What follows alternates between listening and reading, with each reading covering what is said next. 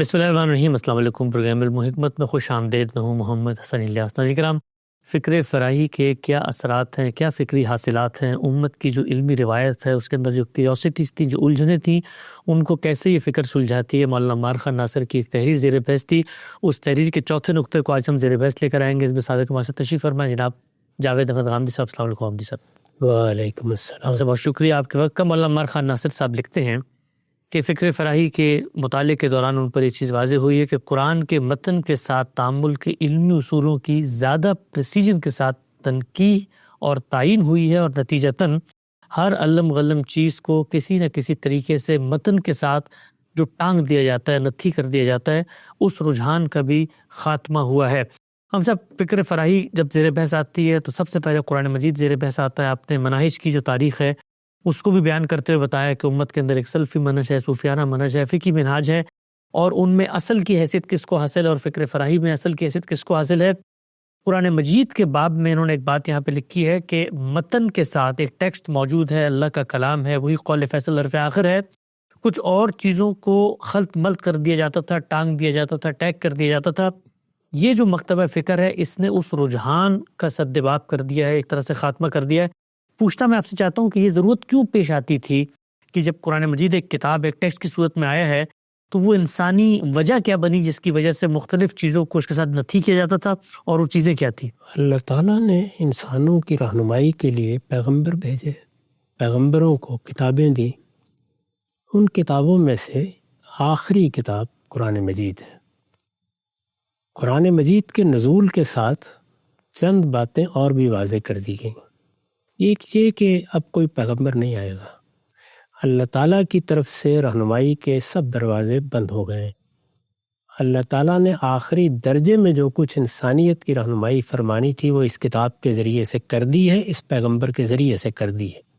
اب جس کسی کو بھی اللہ تعالیٰ کے حوالے سے کوئی بات کرنی ہے وہ قرآن مجید سے استدلال کرے گا یا پیغمبر کے کسی ارشاد سے استدلال کرے گا۔ اس کے علاوہ مذہبیات کی نوعیت کی کوئی چیز باقی ہی نہیں رہی۔ یہ سب چیزیں اللہ کے پیغمبر نے واضح کر دیں، قرآن مجید نے واضح کر دیں۔ یہ اس مسلمان امت میں ایک قطعی حجت کی حیثیت سے مان لی گئی۔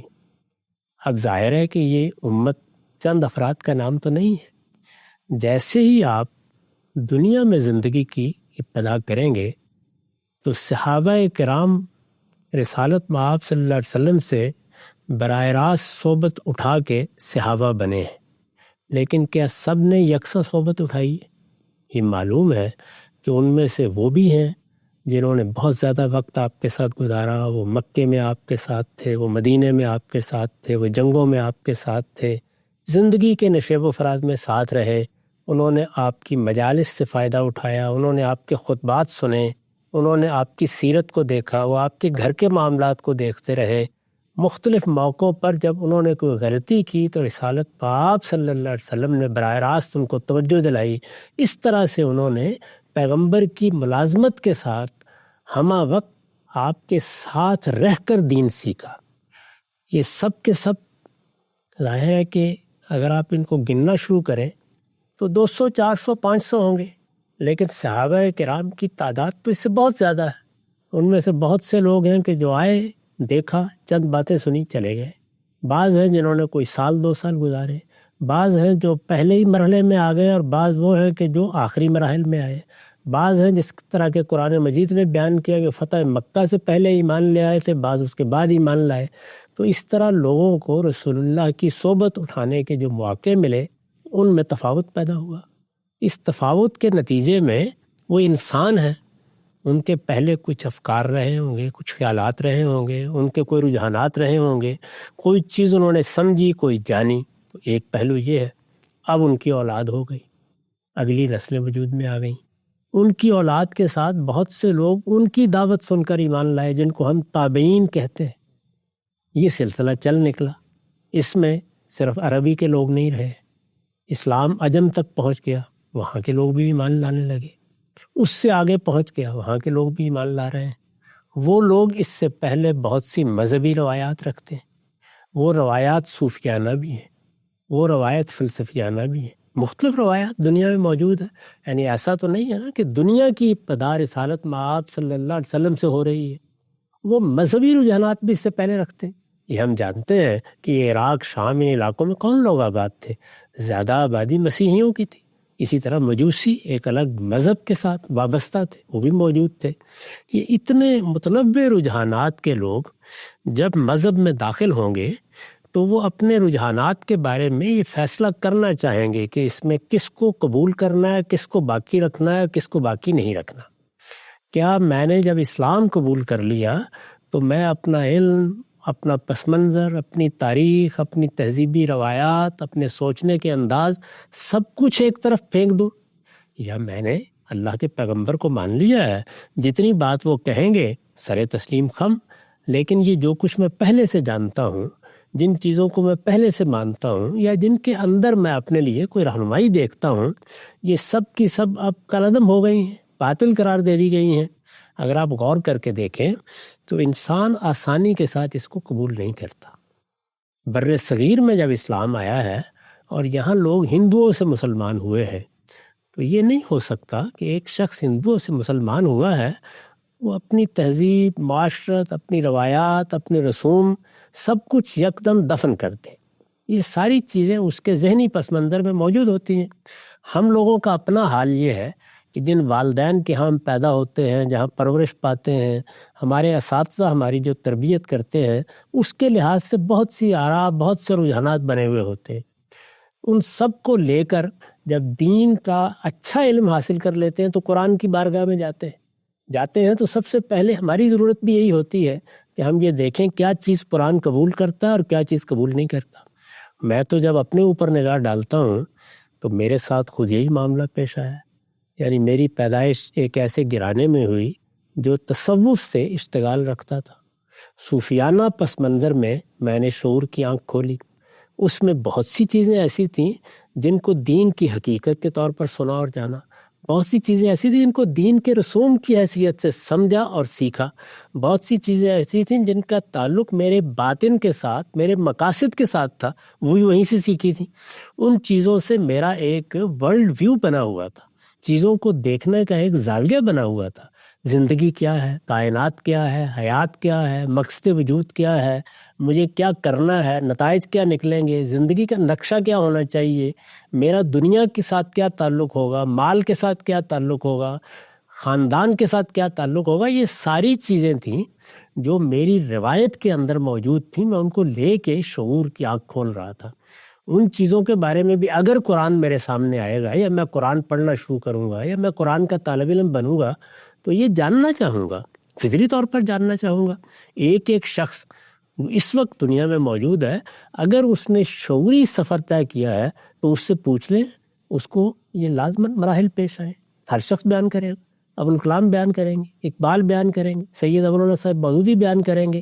جس سے بھی بات کریں گے، بڑے سے بڑا آدمی ہو، عام آدمی سے بھی آپ بات کریں، وہ بھی آپ کو یہ داستان سنا دے گا کہ میری پیدائش ہوئی تو قریب کی مسجد میں مجھے یہ بتایا گیا تھا، میرے ایک مولوی صاحب تھے، انہوں نے مجھے یہ تعلیم دی تھی، میرے والد ایک شیخ سے بیعت تھے، مجھے وہاں لے جاتے تھے، وہاں سے میں نے یہ چیزیں سیکھی تھیں، اماں جان نے مجھے یہ بتایا تھا، فلاں کتابیں بچپن میں مجھے پڑھنے کا موقع ملا تھا، ان سے میں نے یہ چیزیں سیکھی تھیں. تو انسان کی جو سیکھنے کا عمل ہے وہ ایسے نہیں ہوتا کہ وہ ایک جگہ پیدا ہوتا ہے اور اس کے بعد انتظار کرتا ہے کہ اب اللہ کی کتاب ہی آئے گی تو میں کوئی رائے قائم کروں گا. یعنی اس وقت کے لحاظ سے دیکھیں تو گویا تاریخ میں اس طرح نہیں سوچتا، اب دیکھیں تو اپنی پیدائش کے بعد اس طرح نہیں سوچتا.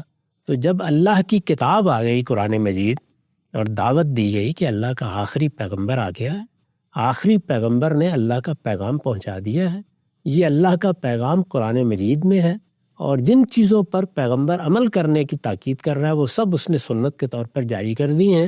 لوگوں نے ان چیزوں کو مان کر، انہیں اختیار کر کے یہ کہا کہ ہم اسلام لے آئے ہیں، ہم مسلمان ہو گئے ہیں. لیکن مسلمان ہو گئے ہیں اور اسلام لے آئے ہیں، یہ تو ایک عمل ہو گیا. اب انہوں نے اللہ کی کتاب کو پڑھنا شروع کرنا ہے. کہیں اللہ کی کتاب میں بظاہر انہیں ایسے لگے گا کہ وہ تو ان چیزوں کو قبول نہیں کر رہی جو ہم پہلے مانتے تھے. وہ علمی ہو سکتی ہیں، وہ فلسفیانہ ہو سکتی ہیں، وہ صوفیانہ منہاج کی ہو سکتی ہیں، وہ کسی بھی پس منظر سے آ سکتی ہیں. وہ پس منظر ویدانت کا ہو سکتا ہے، وہ پس منظر بدھ مت کا ہو سکتا ہے، وہ کسی مذہبی روایت کا پس منظر ہو سکتا ہے، یعنی خواہ وہ مسیحیت کی ہو، خواہ وہ مجوسیت کی ہو، خواہ وہ اہل کتاب ہو۔ اب اہل کتاب ہی ہے، مثال کے طور پر یہود میں سے کوئی مسلمان ہو گیا ہے تو وہ اس سے پہلے کوئی خالی ذہن تو نہیں تھا، یعنی وہ بات تو نہیں تھی جو عام طور پر فلسفی کہتے ہیں کہ پیدا ہوا ہے تو بالکل لوح سادہ ہے، ٹیبولا راسا ہے، ایسا تو نہیں تھا۔ تو جو کچھ انسان نے پہلے مانا یا سمجھا ہے وہ اس کو لازماً قرآن مجید سے متعلق کرے گا، مسلمان ہوگا۔ ہم بھی مجبور ہوتے ہیں، یعنی ہمارے لیے بھی دو ہی راستے ہوتے ہیں، یا ہم قرآن مجید سے اس کو وابستہ کر کے مطمئن ہو جاتے ہیں، اور یا دونوں چیزیں چلتی رہتی ہیں، نہ قرآن پر غور کرتے ہیں نہ ان پر غور کرتے ہیں۔ تو جو آدمی غور کرے گا یا سمجھنا چاہے گا وہ تو دوراہے پر کھڑا ہو جائے گا۔ جب وہ وہاں کھڑا ہوگا تو اب انسان کو اس کے پہلے فکر کے ساتھ فطری محبت ہوتی ہے، وہ جن چیزوں کو پہلے سے سمجھا ہوا ہوتا ہے ان کو آسانی سے چھوڑنے کے لیے تیار نہیں ہوتا، ان کے ساتھ اس کا ایک جذباتی تعلق پیدا ہو گیا ہوتا ہے، وہ چیزیں اس کے وجود پر اثر انداز ہو چکی ہوتی ہیں۔ چنانچہ وہ پہلے مرحلے میں کیا چاہتا ہے، میں آپ سرچ کرتا ہوں کہ میں نے بھی یہی چاہا تھا کہ قرآن مجید سے میں ان کی تائید حاصل کر لوں، جو نظریہ آپ کا ہوتا ہے، جو نظریہ ہوتا ہے پہلے مرحلے میں انسان یہی کرتا ہے۔ بڑے ریاض کے بعد وہ اس جگہ پہنچتا ہے کہ اپنے آپ کو بالکل خالی ذہن کر لے، قرآن مجید کے سامنے جا کر سرنگوں ہو جائے اور جو قرآن کہے وہاں سے زندگی کی ابتدا کرے۔ یہ بہت مشکل کام ہے، چنانچہ یہی چیز ہے جو اس وقت بھی لوگوں کو پیش آئی جب وہ مسلمان ہوئے، وہ اس وقت بھی کسی نہ کسی درجے میں پیش آتی ہے، بعض کو زیادہ بعض کو کم۔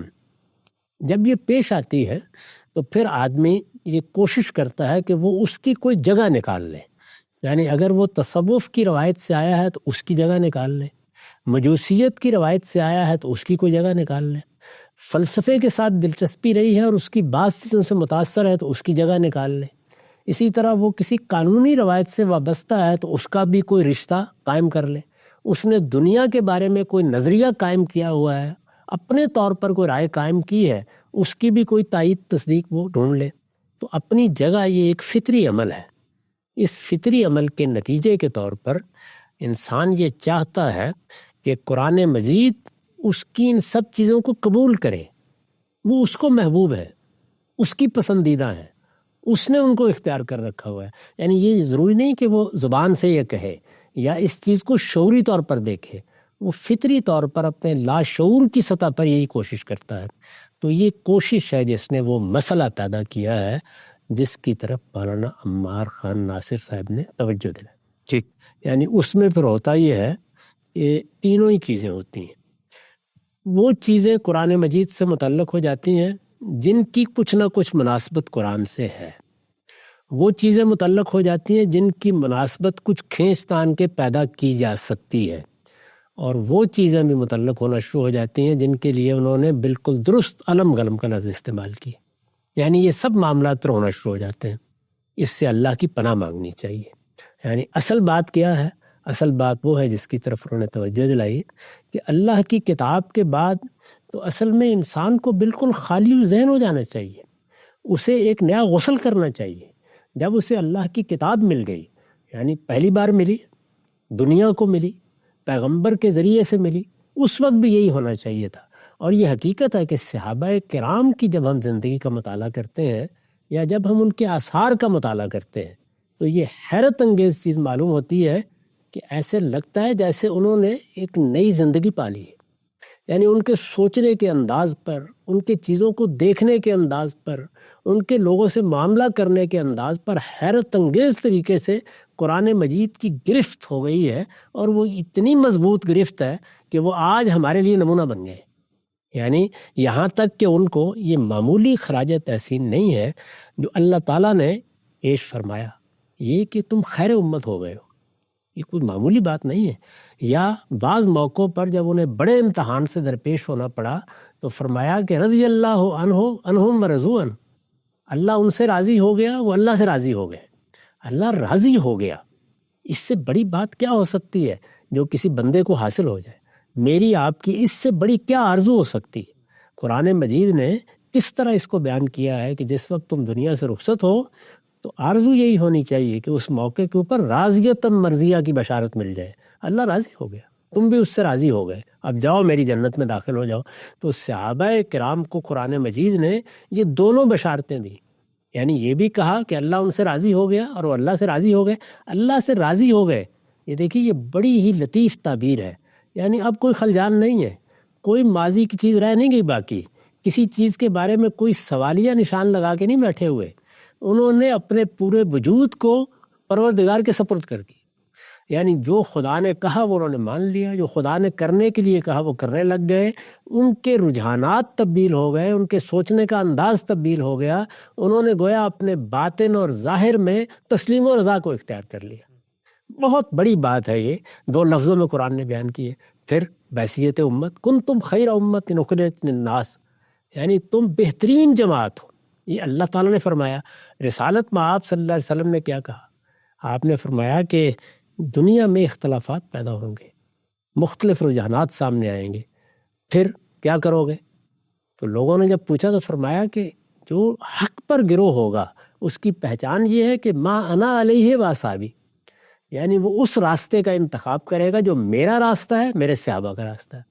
تو اگر آپ میرا راستہ اور صحابہ کا راستہ کو دیکھیں تو ایک طرف تو اللہ تعالیٰ نے اپنے پیغمبر کی حیثیت سے اس شخصیت کا انتخاب کیا جس کے ماضی میں آپ کو نہ کوئی فلسفہ نظر آتا ہے، نہ کوئی تصوف نظر آتا ہے، نہ علم کی کوئی روایت نظر آتی ہے، نہ اپنے خیالات نظر آتے ہیں یا نہ اپنے افکار نظر آتے ہیں، یعنی ایک شریف النفس ہستی جس کو پروردگار نے اعلیٰ ترین اخلاق کا نمونہ بنایا، اور جب منتخب کیا تو اس کے لیے سارا علم وہی ہے، اس کے لیے ساری ہدایت وہی ہے، اور صحابہ کرام بھی بالکل اسی طریقے سے وابستہ ہو گئے۔ یہ تو ان کا شرف ہوا اور اس کو قرآن نے بیان کر دیا، رسول اللہ نے بیان کر دیا۔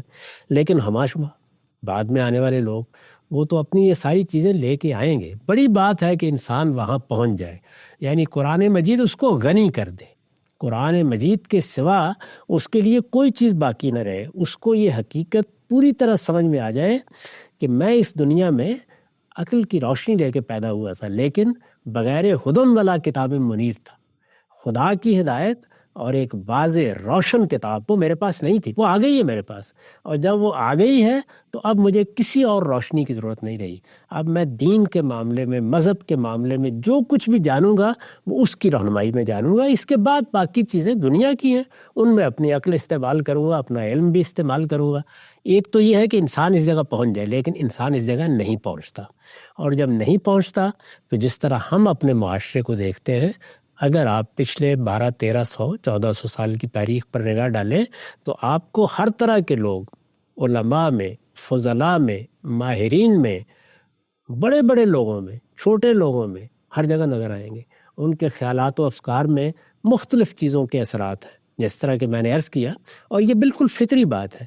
ان اثرات سے وہ نجات نہیں پا رہے، اور جب نجات نہیں پا رہے تو ظاہر ہے قرآن مجید سے ان کو متعلق کرنے کی صحیح کرتے ہیں۔ گویا سادہ لفظوں میں کہیے کہ قرآن سے کوئی پیوند لگانے کی کوشش کرتے ہیں۔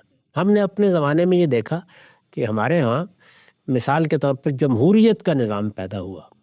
جمہوریت کا نظام پیدا ہوا تو بعض لوگوں نے یہ خیال کیا کہ پورا کا پورا بین ہی قرآن سے اس کو برآمد کر لیا جائے، یعنی قرآن مجید میں کچھ چیزیں موجود تھیں جن کو بنیاد بنایا جا سکتا تھا، لیکن بہت سے لوگوں نے یہ کوشش بھی کی۔ اسی طرح کا معاملہ آپ دیکھیے سوشلزم کے ساتھ ہوا، یعنی پورے فکر پیدا ہو گئے، لوگوں نے خیال کیا کہ یہ تو ایک بڑی حقیقت دریافت ہو گئی ہے، اس سے غربت کا مسئلہ حل ہو جائے گا، ناانصافی، استحصال، اس کا خاتمہ ہو جائے گا، اتنی بڑی چیز، تاریخ کی بہت بڑی حقیقت دریافت ہو گئی ہے، قرآن اس سے کیسے خالی ہو سکتا ہے؟ تو انہوں نے قرآن مجید کے ساتھ اس کو وابستہ کرنے کے لیے کتابیں لکھیں، اصطلاحات سے تعبیر کیا اس کو، یہ معاملہ شروع ہو گیا۔ سیکولرزم کے بارے میں اسی طرح کا استدلال آپ سن سکتے ہیں۔ فاشزم نے بالکل اسی طریقے سے بہت سے اذہان کو متاثر کیا۔ یہ تو خود ہمارے سامنے کی چیزیں ہیں جس سے لوگ گزرتے ہیں۔ تو میرے نزدیک یہ سبب ہے، اس سبب سے قرآن مجید کو پڑھنے، قرآن مجید سے ہدایت حاصل کرنے کے معاملے میں انسان بڑی بنیادی غلطیاں کرتا ہے، یعنی اس بنیادی حقیقت کو پا نہیں سکتا یا فراموش کر بیٹھتا ہے کہ مجھے اپنے ذہن کو خالی کر کے ہر چیز سے بے نیاز ہو کر، ہر چیز سے مستغنی ہو کر ہدایت کے لیے اللہ کی کتاب کے سامنے سربلندہ ہو جانا ہے۔ یہ چیز ہے جس کی طرف وہ توجہ دلا رہے ہیں کہ مدرسہ افرائی نے قرآن کے ساتھ اس تعلق کو، جو صحابہ کرام کا عظیم امتیاز ہے، زندہ کرنے کی اپنے حقیر علم کی حد تک، اپنی صحیح کی حد تک کوشش کی ہے۔ اور یہ کوشش جو ہے اس نے ایک مرتبہ پھر لوگوں کو اس جانب توجہ دلائی ہے کہ اللہ کی کتاب کو رہنما بناؤ، اس کو اصل کی حیثیت دو، وہ تمہارے فکر کا محور بنے، وہ مرکز بنے، اس سے تمہارا علم پھوٹے۔ مذہب کے معاملے میں تمہیں کسی اور چیز کی طرف دیکھنے کی ضرورت نہیں ہے، تمہارا مذہب اللہ کی کتاب سے شروع ہونا چاہیے، اللہ کی کتاب پر ختم ہو جانا چاہیے، ہر چیز اس کی بارگاہ میں پیش کرنی چاہیے۔ وہ جس چیز کو قبول کرے وہ مذہب ہے، جس کو وہ قبول نہ کرے اس کو اس کے ساتھ پیوند کرنے کی صحیح نہ کرو۔ یہ جو چیز ہے اس کو انہوں نے اس طریقے سے واضح فرما دیا۔ نقطہ بالکل واضح ہو گیا، ہم سے بڑی تفصیل سے پس منظر معلوم ہوا کہ قرآن مجید کی ہدایت جب ہمارے سامنے آتی ہے تو وہ کیا چیزیں ہیں جو اس کے ساتھ ٹیگ کر دی جاتی ہیں اور پھر اس کے اوپر حاوی ہونے لگ جاتی ہیں، اور اس کی ہدایت ان کی روشنی میں سمجھی جاتی ہے، نہ کہ قرآن کی روشنی میں انہیں حل کیا جاتا ہے۔ اچھا ہم سب ایک عام آدمی کا میں ایک ذہن آپ کے سامنے رکھتا ہوں، آپ نے بات کی یہاں پر کہ ظاہری بات ہے یہ عمل ہوا کیسے، یعنی وہ ذخیرہ علم وجود پذیر کیسے ہوا جو پھر قرآن کے ساتھ نتھی کیا جاتا ہے، ٹیگ کیا جاتا ہے۔ ایک مثال ہم لیتے ہیں، مثال کے طور پہ ہمارے سامنے علامہ اقبال کی شاعری کی کتاب ہے۔ کوئی شخص اٹھ کر ہمارے پاس آ کر یہ کہتا ہے کہ اقبال نے جس موقع پر یہ شعر کہا تھا میں اس کا گواہ ہوں، یا میں اس وقت موجود تھا، میں اس کی تاریخ لکھ دیتا ہوں، انگریزوں نے یہ کیا تھا، اس کے بعد اقبال نے یہ نظم کی۔ مثال کے طور پر برِ صغیر کے اندر یہ فسادات ہوئے، اقبال نے یہ غزل کہی۔ تو اب سننے میں تو یہ بات بڑی فیسینیٹنگ لگتی ہے کہ ہمیں تو اصل میں متن تک پہنچنے میں یہ چیز بڑی معاون، مددگار اور سازگار ہوگی، کیونکہ اس سے متن کی جو واقعہ ہے اور متن کا جو پس منظر ہے وہ حل ہو جائے گا۔ تو سب سے زیادہ جو چیز نتھی کی جاتی ہے وہ تو شان نزول کی روایات ہیں، اس میں بتایا جاتا ہے کہ قرآن کی یہ آیت سے پہلے کیا ہوا تھا، کس وقت نازل ہوئی، مخاطبین کون تھے۔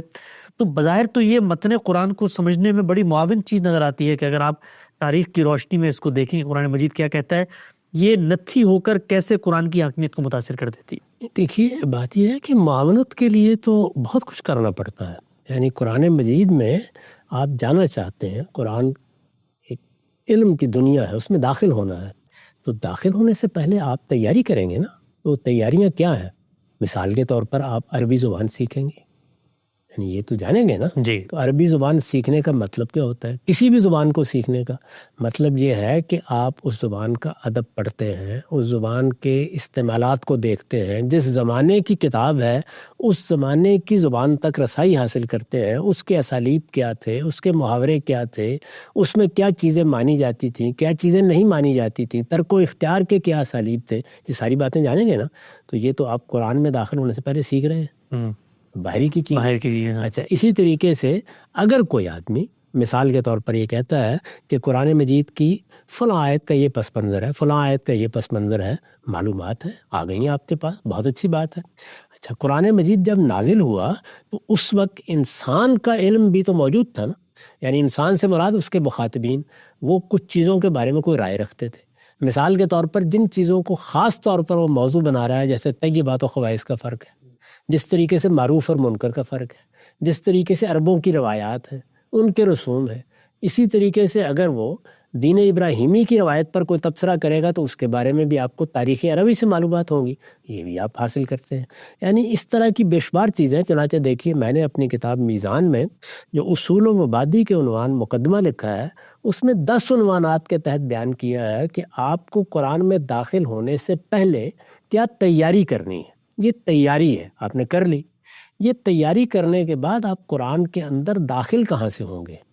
وہ داخل ہونے کا دروازہ بالکل درست ہونا چاہیے، اور وہ یہ ہے کہ آپ کو لفظ سے داخل ہونا ہے۔ لفظ سے داخل ہونے کا مطلب یہ ہے کہ سب سے پہلے آپ کو یہ جاننا ہے کہ اچھا جس لفظ کو میں یہاں پڑھ رہا ہوں، یعنی اگر میں نے مثال کے طور پر مالک یوم الدین پڑھا ہے تو مالک ہے، یوم ہے، دین ہے، یہ جو الفاظ میں نے پڑھے ہیں ان الفاظ کے بارے میں اب مجھے کیا معلومات ہے؟ ان کے 2 3 4 5 معنی ہو سکتے ہیں جو آپ نے عربی زبان سیکھتے ہوئے جان لی ہے، دنیا کی کسی زبان کو بھی سیکھیں گے، دنیا کی سب زبانوں میں یہ صورتحال انسان کو پیش آتی ہے کہ ایک مدعا کے لیے ایک لفظ وضع نہیں کیا گیا، بلکہ الفاظ کم ہیں اور مدعا اور تعبیریں ایک سے زیادہ ہوتی، کبھی 2 کبھی 4 کبھی 10 کبھی 20۔ یعنی آپ انگریزی زبان کا لغت بھی اٹھائیں تو بعض الفاظ کے معنی اور ان کے استعمالات پر ایک پورا کالم آپ کو لکھا ہوا مل جائے گا۔ یہ دنیا کی ہر زبان میں، اردو میں بھی ایسے ہی ہوتا ہے. یعنی اردو زبان میں ایک لفظ اچھا ہے، کبھی آپ نکال کے دیکھیں آپ کو کوئی 70-72 استعمالات اس کے مل جاتے ہیں. تو دنیا کی تمام زبانوں میں یہ چیز ہوتی ہے. یہ علم آپ پہلے حاصل کر کے آئے ہیں، یہ آپ کے پاس موجود ہے. تو جیسے ہی آپ نے قرآن مجید کی کسی آیت میں لفظ دیکھا تو اب آپ کو سب سے پہلے تو اپنے ذہن کی طرف مراجعت کرنی ہے کہ اس کے کیا کیا معنی میں جانتا ہوں. وہ آ گئے، وہ اگر تو ایک ہی ہے تو مسئلہ حل ہو گیا، اگر وہ ایک سے زیادہ ہیں تو سوال پیدا ہوا پھر یہاں کس معنی میں استعمال ہوا ہے. تو آپ اگلا قدم اٹھا کے دیکھیں گے یہ جس جملے میں آیا ہے وہاں اس سے کیا مدعا ہے. میں ایک چشمہ خرید کے آیا ہوں. اب دیکھیے یہ ایک جملہ ہے، میں ایک چشمہ خرید کے آیا ہوں، اس کو آپ نے سنا. لفظ چشمہ سے آپ واقف ہے.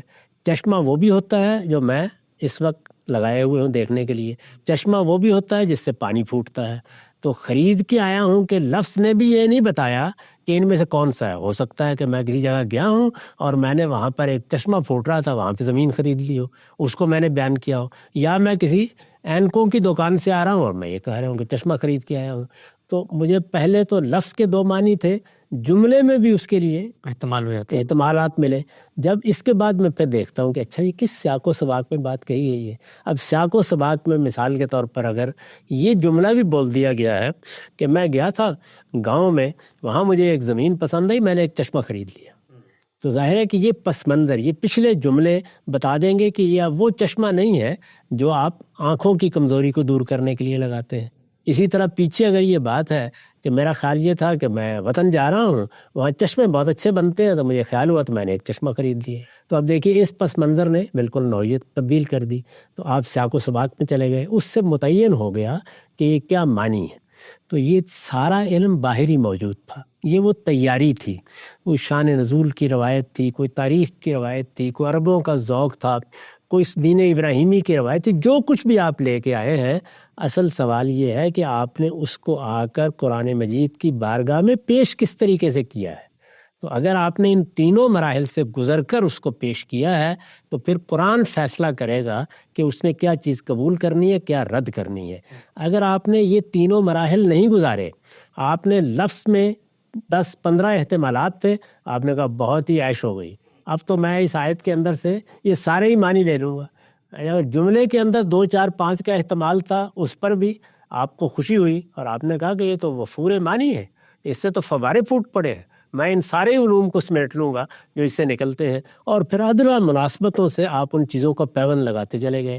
تو اگر آپ یہ طریقہ اختیار کریں گے تو اس کا نتیجہ یہ نکلے گا کہ جو کچھ آپ لے کے آئے تھے آپ اسی کے اسیر رہے. آپ نے قرآن مجید کی حاکمیت کو قبول ہی نہیں کیا، قرآن مجید کے فیصلے کو قبول نہیں کیا. قرآن مجید جس چیز کے لیے آیا تھا وہ چیز ہی باطل ہو کر رہ گئی. تو مدرسہ افرائی میں یہ چیز ہے جس کو ملحوظ بھی رکھا جاتا ہے، جس پہ اصرار بھی کیا جاتا ہے، جس کی بنیاد پر دوسرے نقطہ نظر پر تنقیدیں بھی کی جاتی ہیں. اور ہر جگہ آپ دیکھیے اسی طریقے سے ہم استدلال کرتے ہیں. یعنی کیا کریں گے، جو چیز بھی آئے گی وہ شان نزول کی روایت ہے، وہ قصہ ہے، وہ کوئی تاریخی واقعہ ہے، وہ کوئی فلسفہ ہے، وہ کوئی حکمت کی بات ہے، جو چیز بھی آئے گی الحمدللہ ضرور آئے، اسی سے اصل میں آپ کی تیاری ہوتی ہے. آپ اس کو اس بارگاہ میں لے کے چلے جائیں گے، لیکن بارگاہ میں لے جانے کے بعد صحیح اصول پر اس کو اس دروازے سے گزاریں گے. تو جیسے ہی اس کو آپ اس دروازے سے گزاریں گے اور سارے مراحل طے کر کے باہر نکالیں گے تو وہ چیز یا قبول ہو چکی ہوگی یا رد ہو چکی ہوگی یا امنڈ ہو چکی ہوگی، یعنی اس میں ترمیم کر دے گا قرآن مجید. تو قرآن کا وہ فیصلہ کیا آپ قبول کرتے ہیں یا نہیں قبول کرتے، یہ ہے وہ چیز جس کو بتایا گیا. نقطہ بالکل واضح ہو گیا. غام صاحب نے جن 10 چیزوں کا ذکر کیا ہے کہ وہ پری ریکوزٹس ہیں، تیاری کے مراحل ہیں جن کو حاصل کرنے کے بعد آپ قرآن مجید کو پڑھ سکتے ہیں. وہ کیا کیا 10 چیزیں ہیں میں پڑھ دیتا ہوں. عربی معلیٰ، زبان کی ابانت، اسلوب کی ندرت، میزان و فرقان، کتاب متشابہ، دین کی آخری کتاب، پیغمبر کی سربیشت انذار، نظم کلام، سبع مثانی اور تاریخ کا پس منظر. ان 10 کی 10 چیزوں میں ہم نے دنیا نیزی کے پلیٹ فارم سے ایک الگ سے پوری سیریز کی ہوئی ہے اصول آبادی کے عنوان سے، وہاں پر سنی جا سکتے ہیں. غام صاحب یہاں پر بھی آخر میں آپ نے تاریخ کا پس منظر رکھا ہے. اب تاریخ تو عام طور پر تصور یہ ہوتا ہے کہ تاریخ کے اندر تو اتنا ربط و یابس بھی ہے، قیل و قال بھی ہے. تو جب ہم قرآن کی طرف جاتے ہیں، چونکہ یہ عام طور پہ نتھی کی جاتی ہے قرآن کے ساتھ تاریخ ہی، تو تاریخ میں مسلمات تاریخ کا جو اسٹیبلش ہسٹری ہوتی ہے اس کا پس منظر رکھ کر ہم جائیں گے، یا یہ جو قیل و قال ہے اس کو بھی لے کر جائیں گے اور پھر قرآن سے پرکھیں گے؟ کیا جو کچھ آپ کے پاس ہے کوئی معنی نہیں ہے اس میں، آپ لے جائیں. اصلی سوال یہ ہے کہ قرآن کا فیصلہ قبول کریں. فیصلہ کرتا ہے نہیں کرتا؟ ہاں، یعنی یہ فیصلہ اس نے کرنا ہے. آپ قرآن مجید کے پاس سب کچھ لے کے چلے جائیں، یعنی اسی لیے تو جانا چاہیے اس کے پاس. تاریخ ہے تو لے کے چلے جائیں، لیکن کیا آپ جا کر قرآن مجید کو وہ تاریخ پڑھانے جا رہے ہیں یا قرآن سے اس کے بارے میں فیصلہ لینے کے لیے جا رہے ہیں؟ تو اس کی جانب پر ہم نے توجہ دلائی ہے اور اس پر بہت گفتگو کی اور بہت کچھ لکھا ہے کہ قرآن میزان اور فرقان ہے. قرآن یہ بات قبول ہی نہیں کر رہا کہ کوئی چیز اس پر حکم ہو سکتی ہے، کوئی چیز اس کا مدعا باہر سے طے کر سکتی، مدعا باہر سے طے کر سکتی ہے. معاملت ہونا بالکل ایک الگ چیز ہے. قرآن خود پکڑ کے بعض اوقات آپ کو لے جائے گا کہ باہر بھی جاؤ، اور وہ اس چیز کو پڑھنے کے لیے کہے گا. قرآن مجید میں کتنے مقامات ہیں جن میں مثال کے طور پر وہ تورات کو اس طرح کوٹ کر دے گا، اقتباس کر دے گا کہ آپ تورات کو دیکھنے پر مجبور ہیں. بائبل کے کسی واقعے کی طرف اشارہ کر دے گا، آپ بائبل کو دیکھنے مجبور ہیں. اس طرح وہ گویا آپ کی خود رہنمائی کر رہا ہوتا ہے کہ فلاں چیز کی تفصیل کے لیے جائیے. ایسے ہی میں نے مثال دی تھی کہ سورہ احزاب ہے مثال کے طور پر. سورہ احزاب کو جب آپ پڑھیں گے تو سورہ آپ کا ہاتھ پکڑ کے آپ کو بہت کچھ تاریخ میں پڑھنے مجبور کرے گی. وہ کہے گی پڑھو جا کے، اب دیکھو اس وقت معاملات کیا تھے، دیکھو رسول اللہ صلی اللہ علیہ وسلم کو کیا چیزیں پیش آئی تھیں. جیسے جیسے آپ اس کو پڑھتے ہیں تو آیتیں فیصلہ کرتی چلی جاتی ہیں کہ کیا قبول کرنا ہے کیا نہیں ہے. یعنی نہ پڑھنے میں کوئی معنی ہے، نہ جانے میں کوئی معنی ہے، نہ لے کے جانے میں کوئی معنی ہے. اس کے بغیر تو آپ کا علم وسیع ہو ہی نہیں سکتا. یہ تو ایسے ہی ہے کہ آدمی اٹھے اور اٹھ کر عربی زبان سیکھے بغیر یہ کہے کہ قرآن مجھے سکھا دے گا. یہ سب چیزیں آپ نے لے کے جانی ہے، لیکن جا کے اسی کی بارگاہ میں پیش کرنی ہے. یہ جو میں نے 10 چیزیں بیان کی ہیں وہ بھی یہی ہے کہ آپ کو اس سے رہنمائی مل گئی، آپ کا ایک ذہن بن گیا، آپ ان کو لے کے جائیے اللہ کی کتاب کے پاس. یہ فیصلہ اللہ کی کتاب نے کرنا ہے، کیونکہ اللہ تعالیٰ نے اپنی کتاب کی صفت یہی بیان کی ہے، اس کے نزول کا مقصد یہی بیان کیا ہے کہ لِیَحْکُمَ بَيْنَ النَّاسِ فِي مَا اخْتَلَفُوا فِیہ. یہ لوگوں کے مذہب کے معاملے میں، دین کے معاملے میں اختلافات کا فیصلہ کرنے کے لیے نازل کی گئی ہے. میزان ہے، اس پر تولا جائے گا. فرقان ہے، یہ فیصلہ سنائے گی. مہیمن ہے، اسی نے نگرانی کرنی ہے. تو اگر آپ اس جذبے کے ساتھ اس کی طرف توجہ کرتے ہیں اور قرآن مجید کو پورے دینی علم میں اصل کی حیثیت دیتے ہیں، یعنی نہ روایت اس پر غلبہ پا سکتی ہے، نہ اس پر اثر انداز ہو سکتی ہے، نہ اس کے مدعا کو باہر کھڑے ہو کے طے کر سکتی ہے، نہ کوئی شان نزول کی روایت یہ حق رکھتی ہے، نہ کوئی فقہی نقطہ نظر یہ حق رکھتا ہے، نہ کسی کا اجماع یہ حیثیت رکھتا ہے. یہ فیصلہ اس اللہ کی کتاب کو کرنا ہے، اور اللہ کی کتاب ایک شہرستان معانی ہے. اس میں داخل ہونا ہے آپ کو لفظ کے ذریعے سے، اور کوئی دروازہ ہی نہیں ہے. اس نے سب دروازے بند کر دیے ہیں. زبان کے بارے میں بھی آپ دیکھیے، بہت سے لوگ ایک عجیب و غریب مقدمہ قائم کرتے ہیں، اللہ کی کتاب، اللہ تعالیٰ کی کتاب ہے تو اس کو آپ ان قواعد ضوابط کا پابند کیوں کر رہے ہیں؟ اللہ تعالیٰ نے اس کا جواب دیا ہے اور یہ بتایا ہے کہ یہ بے شک کلام اللہ ہے، لیکن یہ نازل پیغمبر کی زبان میں ہوا ہے. یعنی اس کی زبان کا اسٹرکچر وہی ہے جو رسول اللہ کی زبان تھی. پھر یہ بتایا کہ وہ زبان کیا تھی، وہ عربی مبین تھی، یعنی واضح ترین عربی. اس میں کوئی کج پیچ نہیں ہے، اس میں ادھر ادھر کے کوئی لام لگانے کی ضرورت نہیں ہے، اس میں اپنے فلسفے داخل کرنے کی کوئی گنجائش نہیں ہے. اس کو آپ نے اسی جگہ مبین واضح عربی میں جانا ہے، اسی طرح سے اس کو پڑھنا ہے. اور ادب کا اگر آپ کا ذوق ہے، اچھا ہے. اب یہ دیکھیے نا، بس یہی بات میں نے کئی مرتبہ یہ کہا ہے کہ ابتدائی تیاریاں اگر کرانی ہو، کسی کو دین کا عالم بنانا ہے، ابتدائی تیاریاں، یعنی ابھی وہ دینی علوم پڑھنے کے لیے تیار نہیں ہوا، یہ دیکھنا ہے کہ یہ عالم بن سکتا ہے یا نہیں، تو 3 مضامین پڑھائے جائیں گے. یعنی عربی زبان پڑھائی جائے گی، ادب پڑھایا جائے گا، دنیا کا اچھا، اور فلسفہ. کیوں؟ کیا وجہ ہے؟ اس کی وجہ یہ ہے، عربی زبان اس لیے کہ قرآن عربی میں ہے. عربی کی بہت اعلیٰ استعداد نہیں ہوگی، عربی معلیٰ تک، اور اس کا صحیح ذوق نہیں ہوگا تو آپ قرآن مجید کیا سمجھیں گے اور کیا پڑھیں گے؟ یعنی وہی صورتحال پیدا ہو جائے گی کہ جس میں نہ اوپر کی بات سمجھ میں آئے گی، نہ نیچے کی بات سمجھ میں آئے گی.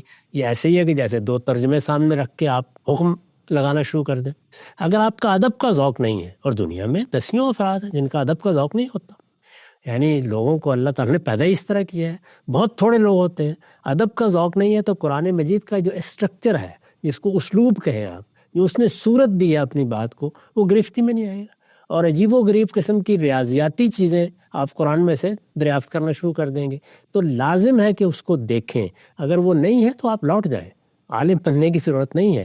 بہت اچھا ادبی ذوق آپ کا ہونا چاہیے، کیونکہ قرآن کا اپنا مزاج یہ ہے کہ وہ ایک ادب پارا ہے.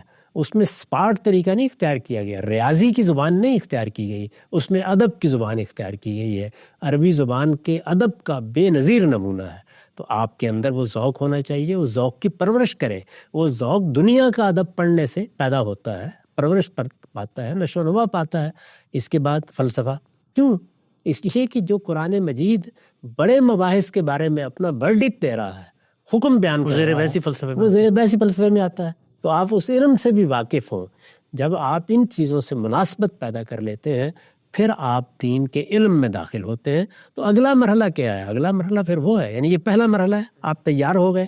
اگلا مرحلہ کیا؟ اگلا مرحلہ یہ کہ آپ نے جو کچھ مسلمانوں نے 14 صدیوں میں علم تخلیق کیا ہے، اب آپ کو اس تک رسائی حاصل کرنی.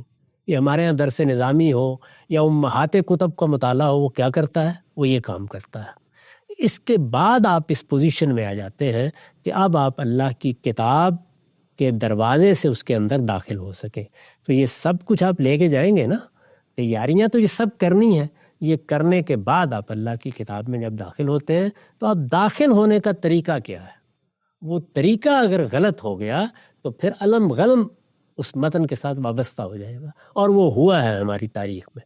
یعنی آپ اندازہ ہی نہیں کر سکتے کہ لوگوں نے اپنے توہمات داخل کیے ہیں، مشرکانہ تصورات داخل کیے ہیں. انہوں نے پورے تصوف کو اٹھا کے داخل کر دیا ہے.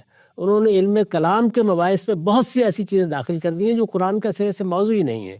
فلسفے کی بہت سی چیزیں ہیں جو قرآن مجید کی آیات سے اس طریقے سے وابستہ کر دی گئی ہیں کہ لوگ ان کو بیان کرتے ہو یہ بھی نہیں دیکھتے کہ آیت کا پس منظر کیا ہے، کیا بات ہوئی ہے، کیا چیز نہیں. تاریخ کے بے شمار مباحث، لوگوں نے پورے تاریخی تصورات، اپنی شخصیات جن سے وہ عقیدت رکھتے ہیں، ان کے بارے میں مناقب وہ قرآن مجید سے نکال لیے ہوئے ہیں. تو یہ سب کیسے ممکن ہوتا ہے؟ یہ اسی لیے ممکن ہوتا ہے کہ آپ قرآن مجید میں جس طرح داخل ہونا چاہیے اس کی پیروی کرنے کی بجائے جو آپ نے پایا اسی کو قرآن میں پڑھنے کے لیے چلے جاتے ہیں. پانا ضروری ہے، لیکن پانا کس لیے تھا؟ تاکہ تیاری ہو جائے، آپ اللہ کی بارگاہ میں جا کر اس بات کو پیش کر سکیں. تو ہمارے مدرسہ فکر میں اپنے پورے وجود کے ساتھ تسلیم و رضا کے جذبے سے قرآن کے سامنے اپنے آپ کو ڈال دینا ہے. اور جب آپ نے اپنے آپ کو سامنے ڈال دیا تو پھر وہ فیصلہ کرے گا اس نے کیا قبول کرنا ہے، وہ فیصلہ کرے گا کیا قبول نہیں کرنا. نقطہ واضح ہو گیا. ہم سب آخری سوال آج کی نشست کا مختصر پوچھنا چاہوں گا کہ جس وقت مدرسہ فراہی قرآن مجید کو اصل قرار دے کے اس کے جو دو ریکوزٹس ہیں ان کی تعین کرتا ہے اور متن کو حیثیت دیتا ہے، سپرمیسی دیتا ہے، باقی چیزوں کو اس کے تحت دیکھنے کی بات کرتا ہے، تو خود آپ حضرات کے جو مبادی ہیں ان کی روشنی میں بھی ایسا نہیں کہ قرآن مجید کی حتمی اور آخری تفسیر واضح ہو کے سامنے آ جاتی، بلکہ خود اب اس فکر کے سامنے چیلنجز ہیں کہ جو اصول اس نے متعین کیے ہیں ان کے اطلاق میں غلطی بھی کریں گے، اس میں ارتقا بھی ہوگا، اس میں نئے لوگ نئے اضافے بھی کریں گے. تو یہ کیوریوسٹی اور چیلنج خود فکر فراہی کے سامنے بھی ہے جیسے آج سے پہلے قائم تھا. یہ تو قیامت تک رہے گا، اسی ہم انسان ہیں. یعنی ہم نے صحیح کرنی ہے. یہ ایسے ہی ہے جیسے سائنس کا علم اسی طریقے سے جاری ہے. یعنی اس میں ہر سائنسدان اپنے طریقے سے پوری دیانتداری سے کوشش کر رہا ہے حقیقت تک پہنچنے کی. بعض چیزوں کے معاملے میں حتمی نتیجہ نکل آتا ہے، بعض چیزوں کے بارے میں پلازیبل نتائج نکلتے ہیں، بڑے قابل قبول ہوتے ہیں، غلط بھی ہو سکتے ہیں، صحیح بھی ہو سکتے ہیں. تو یہ تو انسان کا معاملہ ہے. اصل چیز یہ کہ آپ نے طریقہ صحیح اختیار کی، آپ صحیح جگہ سے گئے ہیں، اس میں غلطی ہو جاتی ہے. کبھی لفظ کے معنی متعین کرنے میں غلطی ہو جاتی ہے، کبھی جملے کی تعریف طے کرنے میں غلطی ہو جاتی ہے، کبھی سیاق و سباق کی طرف توجہ نہیں ہوتی. تو یہ تو انسانی عمل ہے، وہ جاری رہے گا. صحیح راستے پر چلتے ہوئے یہ اختلافات یا اس طرح کی غلطیاں ایک دائرے میں رہیں گی. لیکن اگر آپ نے صحیح راستہ ہی نہیں اختیار کیا تو پھر بالکل درست فرمایا انہوں نے کہ ہر علم غلم آپ اس میں سے ثابت کر دیں گے اور اس کے بعد قرآن کی آیت پڑھ کے مطمئن ہو جائیں گے کہ یہ سب قرآن میں لکھا ہوا ہے. نقطہ بالکل واضح ہو گیا. فکر فراہی کے جو فکری حاصلات اور اثرات ہیں اس کو مولانا عمار خان ناصر نے بیان کیا. چوتھا نقطہ زیر بحث آیا تھا. آخری نقطہ بہت اہم نقطہ انشاءاللہ اگلی نشست میں زیر بحث آئے گا. وقت ختم ہوتا ہے، دوبارہ حاضر خدمت ہوں گے. اب تک آپ کے وقت کا بہت شکریہ.